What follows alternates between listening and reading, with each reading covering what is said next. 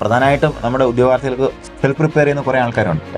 അപ്പോൾ അവരെ സംബന്ധിച്ച് നിങ്ങൾക്കുള്ള ടിപ്സ് ആണെന്ന് പ്രധാനമായിട്ടുള്ള സെൽഫ് പ്രിപ്പറേഷൻ ഉള്ള ആൾക്കാർക്കും അതുപോലെ എല്ലാവർക്കും അത് ഉപയോഗിക്കാവുന്നതാണ്. അപ്പോൾ പറയാ സാറേ പാടല്ലേ, പാടൊക്കെ ഉണ്ട്, പാടുണ്ട്, പഠിച്ചു കഴിഞ്ഞാൽ ഫുള്ള് കിട്ടുമോ?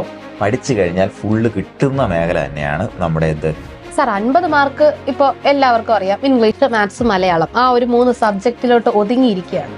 ബാക്കി 50 മാർക്ക് ഇങ്ങനെ ചിതറിക്കിടക്കുന്ന ആ ബാക്കി 50 മാർക്ക് എവിടെയൊക്കെയാണ്? നമ്മൾ കുറച്ച് ഭാഗം മാത്രം കവർ ചെയ്ത് കഴിഞ്ഞാൽ നമുക്ക് അടിക്കാൻ പറ്റുന്ന 15 മാർക്കിന്റെ മേഖലയാണ് ഇപ്പൊ ഞാൻ പറഞ്ഞത്.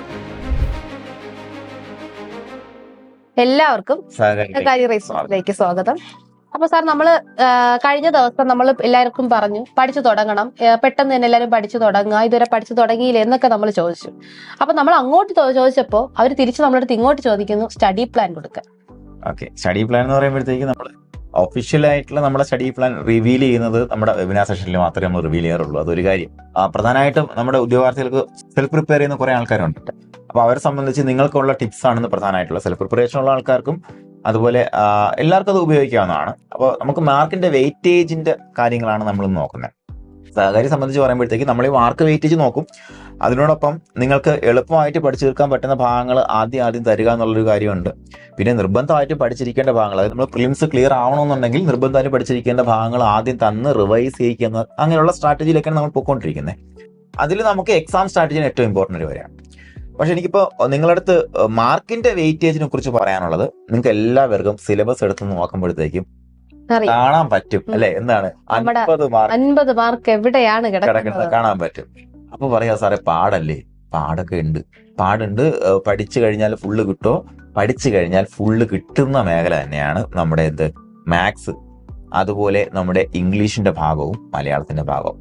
അപ്പൊ അവിടെ ഉള്ള പ്രധാനപ്പെട്ട പ്രശ്നം, പഠിച്ചിട്ടും കിട്ടുന്നില്ല എന്ന് പരാതികൾ ഒത്തിരി ആൾക്കാരുണ്ട്. പഠിച്ചിട്ട് ഞാനത് പൂർണ്ണമായിട്ടും കവർ ചെയ്തിട്ട് എനിക്ക് 50-40 മുകളിൽ സ്കോർ ചെയ്യാൻ പറ്റുന്നില്ല, അല്ലെങ്കിൽ 35 പറ്റുന്നുള്ളൂ എന്ന് പറയുന്ന ആൾക്കാരുണ്ട്. അപ്പൊ അവരുടെ അടുത്ത് എനിക്ക് എടുത്തു പറയാനുള്ള കാര്യം വെച്ചാൽ പ്രാക്ടീസ് മേക്സ് പെർഫെക്റ്റ് എന്നാണ്.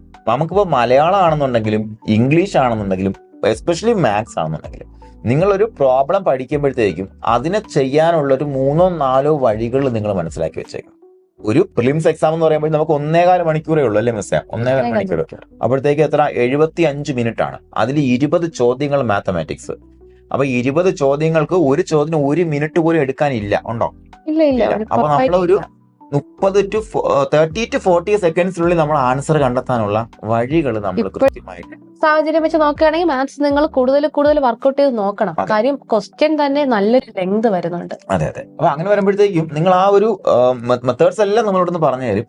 ആ മെത്തേഡ്സ് പ്രാക്ടീസ് ചെയ്ത് ഉറപ്പിക്കുക എന്നുള്ള രണ്ടാമത്തെ സ്റ്റെപ്പ്. അത് നമ്മൾ ചെയ്തില്ല എന്നുണ്ടെങ്കിൽ അതിനകത്തൊന്നും നമുക്ക് ചെയ്യാൻ കഴിയില്ല.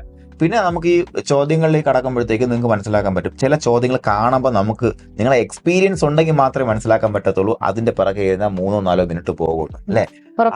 അത് ആ എക്സ്പീരിയൻസ് നിങ്ങൾക്ക് കണ്ണിന് തിളങ്ങുന്ന കാര്യങ്ങളാണ്. അപ്പൊ അതും ഈ പറഞ്ഞ പോലെ പ്രാക്ടീസ് ചെയ്താൽ മാത്രമേ കിട്ടത്തുള്ളൂ. അപ്പൊ ഇത് എന്തായാലും ചെയ്യണം. മാത്സിന്റെ കാര്യവും അതേപോലെ ഇംഗ്ലീഷിന്റെ പ്രാക്ടീസും വളരെ ഇമ്പോർട്ടൻ്റ്. മലയാളത്തിന്റെ പ്രാക്ടീസ്, അതുപോലെ നമ്മുടെ SCERT പാഠപുസ്തകം മുഴുവൻ മാറിക്കഴിഞ്ഞു. അപ്പൊ മലയാളത്തിന്റെ വൊക്കാബുലറി എന്ന് പറയുമ്പോഴത്തേക്കും മാറി ഒരുപാട് മാറ്റങ്ങൾ വന്നു എന്നുള്ളതാണ്. അതായത് കഴിഞ്ഞ വർഷം ഒരു സെറ്റ് ടെക്സ്റ്റ് മാറി, ഈ വർഷമായപ്പോ അടുത്ത സെറ്റ് മാറി. അപ്പൊ മുഴുവനായിട്ടൊരു മാറ്റമാണ്. അപ്പൊ ഒരുപാട് വൊക്കാബുലറി പുതിയതായിട്ട് ആഡായിട്ടുണ്ട്. അപ്പൊ ഈ വൊക്കാബുലറി മൊത്തം നമ്മൾ എന്ത് ചെയ്യണം? പ്രാക്ടീസ് ചെയ്യണം. പ്രീവിയസ് മാത്രം പഠിച്ചാൽ പോരാ. പണ്ടാണെങ്കിൽ മലയാളത്തിന്റെ പ്രീവിയസ് മലയാളം ഇംഗ്ലീഷ് പ്രീവിയസ് പഠിച്ചു കഴിഞ്ഞാൽ നല്ലൊരു ശതമാനം മാർക്ക് നമുക്ക് സ്കോർ ചെയ്യാൻ പറ്റും. അപ്പൊ പ്രത്യേകിച്ച് വൊക്കാബുലറിയിലാണ് ആ ഒരു വ്യത്യാസം വരിക. ഗ്രാമർ നോ ഇഷ്യൂസ്, നമുക്ക് മാറ്റങ്ങൾ വരുന്നില്ല. ആ ഒരു കാര്യം കൂടെ നിങ്ങൾ ഒന്ന് വെയിറ്റേജ് ഇട്ട് നോക്കിക്കഴിഞ്ഞാൽ ആദ്യത്തെ 50 മാർക്കായി. സാർ 50 മാർക്ക് ഇപ്പോൾ എല്ലാവർക്കും അറിയാം, ഇംഗ്ലീഷ്, മാത്സ്, മലയാളം ആ ഒരു 3 സബ്ജക്റ്റിലോട്ട് ഒതുങ്ങിയിരിക്കുകയാണ്. ബാക്കി 50 മാർക്ക് ഇങ്ങനെ ചിതറിക്കിടക്കുന്ന ആ ബാക്കി 50 മാർക്ക് എവിടെയൊക്കെയാണ്? അപ്പൊ അവിടെയും നമ്മളൊരു കൃത്യമായ വെയിറ്റേജ് നമ്മൾ കൊടുക്കണം കേട്ടോ. കാര്യം എന്ന് പറയുമ്പോഴത്തേക്കും നിങ്ങൾക്ക് കാണുമ്പോൾ നമുക്ക് ആദ്യം കിടക്കുന്ന ഹിസ്റ്ററി, ചരിത്രമാണ്. ഇന്ത്യൻ ഹിസ്റ്ററി, വേൾഡ് ഹിസ്റ്ററി, അതുപോലെ കേരള ഹിസ്റ്ററി. അങ്ങനെ 3 ഭാഗത്ത് 10 മാർക്ക് കാണുമ്പോൾ നമ്മളത് പഠിച്ചു തുടങ്ങാൻ സാധ്യതയുണ്ട്. പഠിക്കേണ്ടെന്നല്ല പറയുന്നത്. എപ്പോഴും നിങ്ങൾ ആദ്യ റാങ്കുകൾ വാങ്ങിച്ചിട്ടുള്ള ആൾക്കാർ നിങ്ങൾക്ക് അറിയുമെങ്കിൽ നിങ്ങളൊന്ന് ചോദിച്ചു നോക്കണം. എസ്പെഷ്യലി പേപ്പർ 1-ലാണെന്നുണ്ടെങ്കിലും അല്ലെങ്കിൽ പേപ്പർ 2-ലാണെന്നുണ്ടെങ്കിലും അവര് ചിലപ്പോ ഒരു 10 മാർക്ക് സ്കിപ്പ് ചെയ്ത് പഠിക്കുന്ന ഒത്തിരി ആൾക്കാരുണ്ട്. അപ്പൊ അത് ചിലര് 90 മാർക്കിനെ പഠിക്കുള്ളൂ.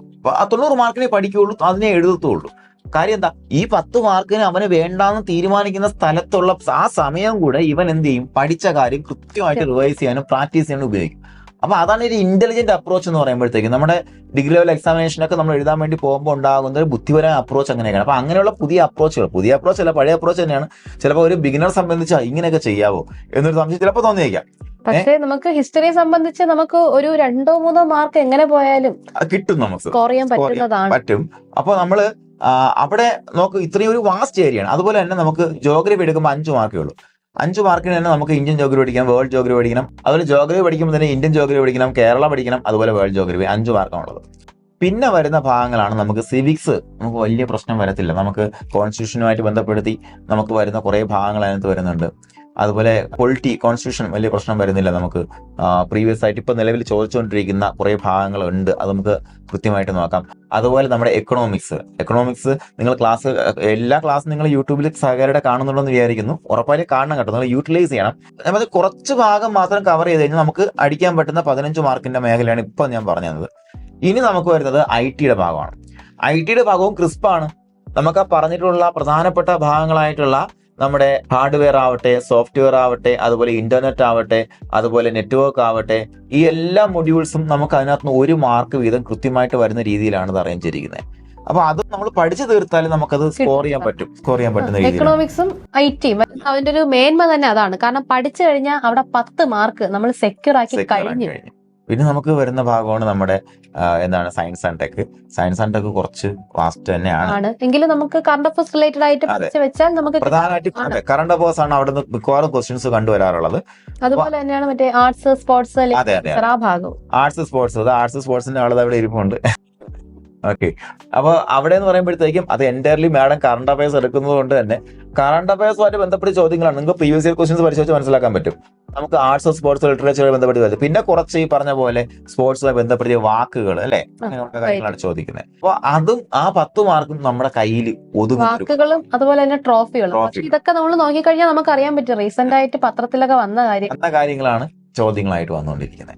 അപ്പൊ നിങ്ങൾ പ്രധാനമായിട്ട് ശ്രദ്ധിക്കേണ്ടത് 50 മാർക്കിന്റെ ഭാഗം ഞാൻ പറഞ്ഞു തന്നു. പിന്നെ എന്ന് പറയുമ്പോഴത്തേക്ക് അടുത്തത് നമ്മുടെ IT 5 mark, science and tech 5 mark, polity 5 mark, പിന്നെന്താണ് എക്കണോമിക്സ് 5 മാർക്ക്. അപ്പൊ ഇതാണ് കുറച്ചുകൂടെ കോറായിട്ട് വരുന്നത്. പിന്നെ നമ്മുടെ ആർട്സ്, സ്പോർട്സ്, ലിറ്ററേച്ചർ, അങ്ങനെ നമുക്ക് മൊത്തം 30 മാർക്കിന്റെ ഏരിയയും കൂടെ നിങ്ങൾ ഒന്ന് വെയിറ്റ് കൊടുത്ത് പഠിക്കാം. എസ്പെഷ്യലി നിങ്ങൾ സെൽഫ് പ്രിപ്പറേഷൻ ചെയ്യുന്ന ആൾക്കാർ ഈ സംഗതികളിൽ നിങ്ങൾ വെയിറ്റ് കൊടുത്ത് പഠിച്ച് തീർന്നതിന് ശേഷം, പഠിച്ചിട്ട് റിവൈസ് ചെയ്തിട്ട് തീർന്നതിന് ശേഷം പിന്നെ റിവൈസ് ചെയ്യുക. അതുപോലെ പ്രാക്ടീസിന് സമയം ഉറപ്പായിട്ടും കണ്ടെത്തണം. എന്തിനും സമയം ഉണ്ടെങ്കിൽ മാത്രം നിങ്ങൾ മറ്റെടുക്കാം. അത് നിങ്ങളുടെ ഓപ്ഷനാണ്. നമ്മുടെ സജഷൻ പറഞ്ഞാണ് നിങ്ങൾ ഇങ്ങനെ ഒരു ക്വസ്റ്റ്യൻ ചോദിച്ചുകൊണ്ട് തന്നെ. പിന്നെ ഇൻ കേസ് നിങ്ങൾ ജോഗ്രഫി പഠിക്കുകയാണെന്ന് വെച്ചോ, അല്ലെങ്കിൽ നിങ്ങൾ ഹിസ്റ്ററി പഠിക്കുകയാണെന്ന് വെച്ചോ, നിങ്ങൾക്ക് ഏറ്റവും കോൺഫിഡന്റ് ആയിട്ടുള്ള ഒരു സാധനം, ഇപ്പോൾ കേരള ഹിസ്റ്ററി എനിക്ക് ഓക്കെയാണ്, ഓക്കെ ഫൈൻ, ഞാൻ കേരള ഹിസ്റ്ററി പഠിക്കുന്നു, റിവിഷൻ ചെയ്ത് വെക്കുന്നു. അപ്പൊ കേരള ഹിസ്റ്ററി എന്ന് ചോദിക്കുന്ന ക്വസ്റ്റ്യൻ കിട്ടും. അല്ലാണ്ട് ഇന്ത്യൻ ഹിസ്റ്ററിയിലും വേൾഡ് ഹിസ്റ്ററിയിലും കയറി ഓരോ ഹെഡ് പഠിച്ചു വെച്ചിട്ട് കാര്യമുണ്ടോ? ഇല്ല, ഉറപ്പായിട്ടില്ല. കാരണം വാസ്റ്റ് ഏരിയ ആണ്, ഒരുപാടുണ്ട്. കാരണം നമ്മൾ പഠിച്ചതായിരിക്കില്ല ചോദിക്കുന്നത്. ഉറപ്പായിട്ട് നമ്മൾ പഠിച്ചാൽ തീരില്ല മാത്രമല്ല, നമുക്ക് അത്രയും ദേവാലയം ഉണ്ടല്ലോ. അതുകൊണ്ട് നമ്മൾ പഠിച്ചെന്ന് ഒരിക്കലും ചോദിക്കാൻ, നമ്മൾ പഠിച്ച ആ ഹെഡെന്ന് ചോദിക്കാൻ സാധ്യതയില്ല. നമ്മൾ ലോട്ടറി എടുക്കുന്ന പോലെ ആകും. അപ്പൊ ലോട്ടറി എടുക്കാൻ നിൽക്കണ്ട. നിങ്ങളിപ്പോ ഇന്ത്യൻ ഹിസ്റ്ററി പഠിക്കുന്നു, ഓക്കെ, ഇന്ത്യൻ ഹിസ്റ്ററി കംപ്ലീറ്റ് ചെയ്യുക, റിവൈസ് ചെയ്യുക. അതുപോലെ നിങ്ങൾ ജോഗ്രഫി എടുക്കുന്നു, അപ്പോഴത്തേക്കും ബേസിക് ജോഗ്രഫി എടുക്കുന്നു, ബേസിക് ജോഗ്രഫി എടുക്കണമെന്നുണ്ടെങ്കിൽ കംപ്ലീറ്റ് ചെയ്യുക, അത് റിവൈസ് ചെയ്യുക. ബാക്കി 2 വിട്ടേ. അപ്പൊ വിടുന്ന സാധനം നിങ്ങൾ ബുദ്ധിപൂർവ്വം തീരുമാനിക്കുക എന്നുള്ളതാണ് ഇവിടെ വിജയത്തിന് ഏറ്റവും കൂടുതൽ ശ്രദ്ധിക്കേണ്ട ഘടകം. അപ്പൊ സാർ, നമ്മൾ ആദ്യം പഠിച്ച് സെറ്റ് ആക്കേണ്ടത് നമ്മുടെ മാത്സ്, ഇംഗ്ലീഷ്, മലയാളം. ഈ ചോദ്യങ്ങൾ ഒരുപാട് നിങ്ങളുടെ മനസ്സിലുണ്ടെന്ന് അറിയാം. നിങ്ങൾ ചോദ്യങ്ങൾ ചോദിക്കുക. ഏകദേശം 5 വർഷമായി സഹകാരി നമ്മുടെ ഇത്തരത്തിലുള്ള മത്സര പരീക്ഷാ പരിശീലന രംഗത്ത് നിൽക്കുകയാണ്. അപ്പൊ ആ ഒരു എക്സ്പീരിയൻസിൽ നിന്നുള്ള ഉത്തരങ്ങളുമായിട്ട് നമ്മൾ ഇനി വരുന്നതാണ്. ഉറപ്പായിട്ടും കൂടെ ഉണ്ടാവുക. നമ്മുടെ ആദ്യത്തെ ഒപ്പിടുന്നത് വരെ നിങ്ങളെ പഠനം തുടരുക. എല്ലാരെയും സർവേശ്വരൻ അനുഗ്രഹിക്കട്ടെ. നന്ദി.